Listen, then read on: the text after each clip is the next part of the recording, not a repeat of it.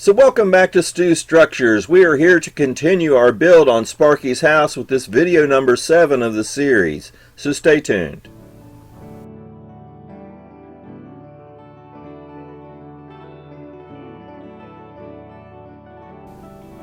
So welcome back to Stu Structures. I'm Mark Stewart, and we are here to continue Sparky's house. The roofs were coming along really well in the last video, so we've got to continue on with doing some of the roof work. There's tons of trim that has to be done yet on this building, and we're going to get started into that, and maybe even start laying out some of those patios or decks that come off the house on the front and back. So I'm just going to jump into this. I am home this week. Maybe we can get a little more done this week, and we'll just see how far we can get. So when we left this in the last show, this is the state that it was in. We have all these big roof panels now that we need to go ahead and put on. The roof line out there on the front, and then we're going to have to deal with a little bit. We've still got some of this back wall that wraps around the house to figure out back here. So we're just going to start with the front where we left off before. You can see, I had added these additions onto the tops of these walls. These are going to have to be worked with a little bit more so they'll be in disguise when it's all said and done. But now that I've got all this front done out here, what I'm going to go ahead and do is cut the roof panel and get that in place. So I just took all my measurements and played with them, came back and 5 or 6 times back and forth to get the final cuts right.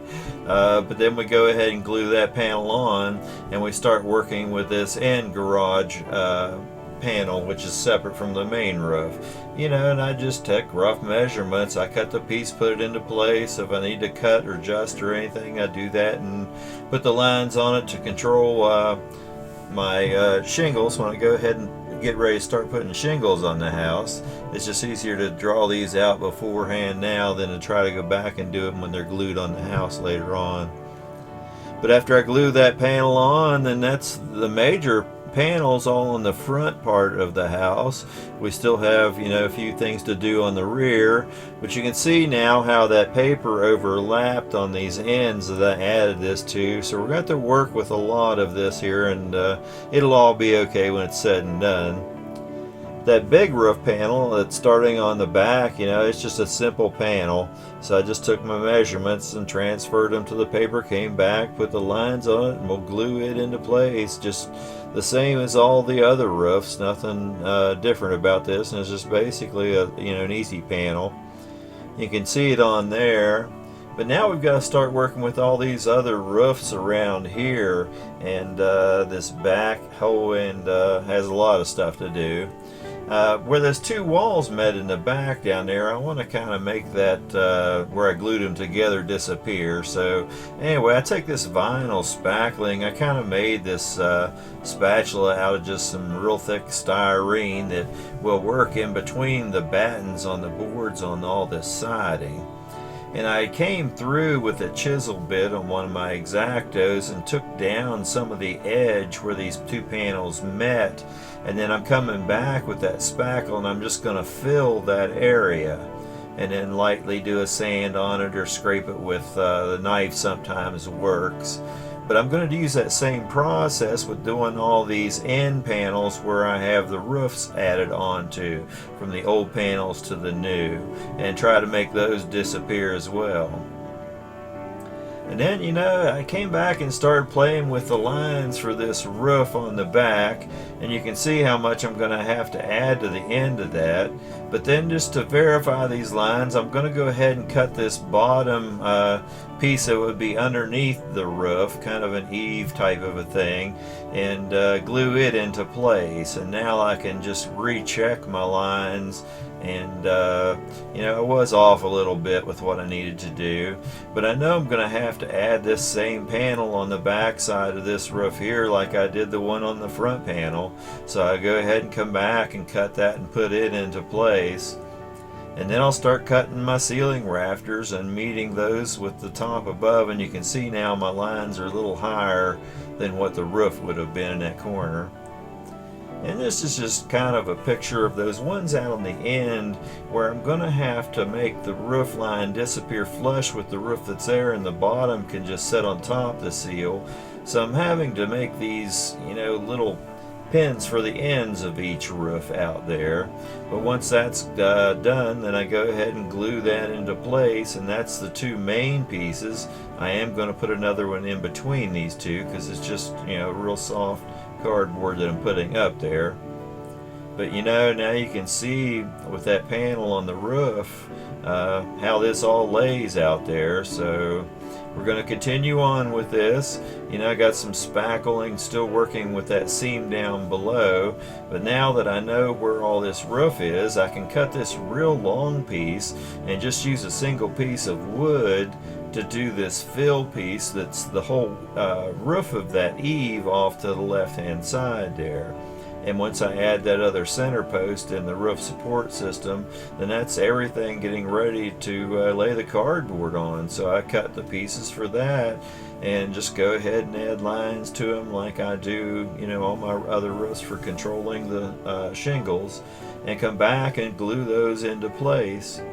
Now where those two pieces meet, they're not perfect, but it's close enough that once I run shingles over it, it'll work out okay.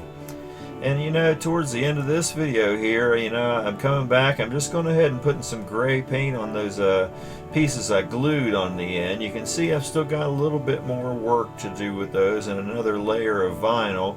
But once I get one more layer of that on there and everything sanded out and put the trim on top of it, all these places are going to look okay. There's some a batten piece I have to add to the face of this. But those are going to turn out okay, so all those things won't be so bad. And I still have the ends and the eaves of all these roofs to come back and do.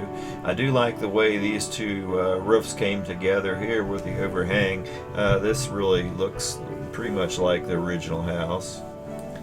Now I am going to come back because all those eaves, I'm going to get some pieces in and ready to just go and work on all those eaves.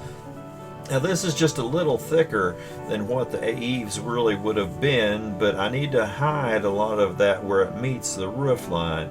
So I just cut these long pieces that are about a foot wide, and they're going to set up underneath the roofs. And as you can see, they're going to hide a lot of that really rough edge where those meet. But then there's also a 1x6 board that will go down below that as trim too. So we get to this point where, I guess it's worthy of a turntable spin at this point in time. It is coming together well. There's still a lot of things to do on this house. I wish I had more time, but I'm just doing what I can do. So there you have another segment of Stu's Structures and the building of Sparky's house. I was home all week. I thought, man, I'm going to get a lot done on this building this week, and I've just excuse me, I've had so many little projects that I've been wanting to get done, and I've just been on a roll getting those done. Today finally everything just kind of fell apart that I tried to do all day. So anyway, I did get a little more done on the building, and I'm getting you out another short video this week. I don't know, next week I'm going to be going back to Virginia to work for a week again. I'll at least get something out. I don't know how much and how quick we'll get this built, but I'm working on it slowly as I can get the time to work on it. That's all I can say. In any case, I do appreciate you coming back and sharing this time with me. It does mean a lot to me. Hopefully some of you are learning some. I know some of you are. But the only way to really learn is just to build something.